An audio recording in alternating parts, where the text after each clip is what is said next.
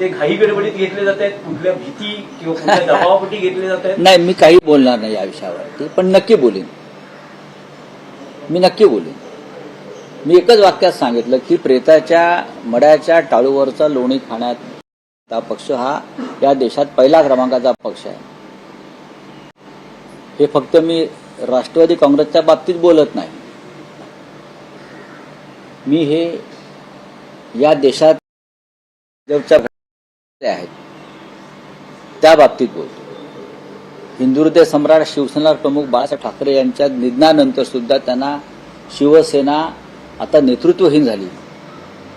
त्याच्यामुळे हा पक्ष त्यांच्या गिळण्याची फार मोठी योजना होती, पण उद्धव ठाकरे यांनी त्यांची योजना उधळून लावली.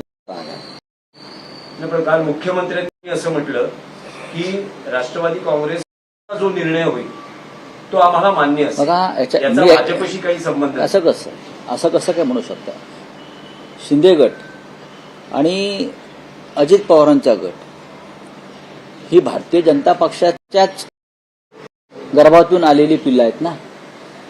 हे अमित शहाचे पक्ष आहेत. हे पहिल्या दिवसावरून सांगतो, ते मला आता बोलायला काहीच हरकत नाही. हे दोन्ही गट अमित शहाने निर्माण केले. महाराष्ट्रातली प्रमुख घराणी फोडली, घरं फोडली, पक्ष फोडले. राज्याच्या स्वाभिमानासंदर्भात काम करणारे, त्याच्यामुळे भाजपचा संबंध नाही असं बोलणं म्हणजे लोकांना मूर्ख समजण्यासारखं आहे.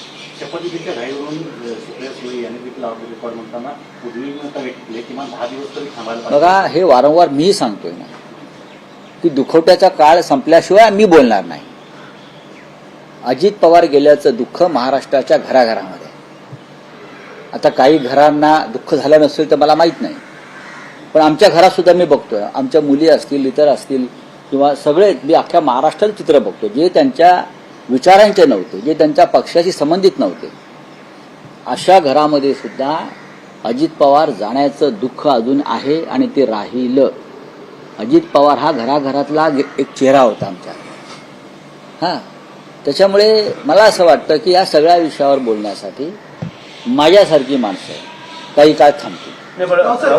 एक आहे की अजित पवारांच्या निधनानंतर त्यांच्या पक्षाची राजकीय व्यवस्था जी निर्माण केली जाते त्यात सुनेत्रा पवार या राज्याच्या राजकारणात येतील आणि त्यांचे चिरंजीव पार्थ पवार हे खासदार म्हणून राष्ट्रीय राजकारणात जातील. नाही, हे आता तुम्ही परत तोच प्रश्न असा विचारताय मला की मी याच्यातला जणू काही निर्णय घेणारा माणूस आहे.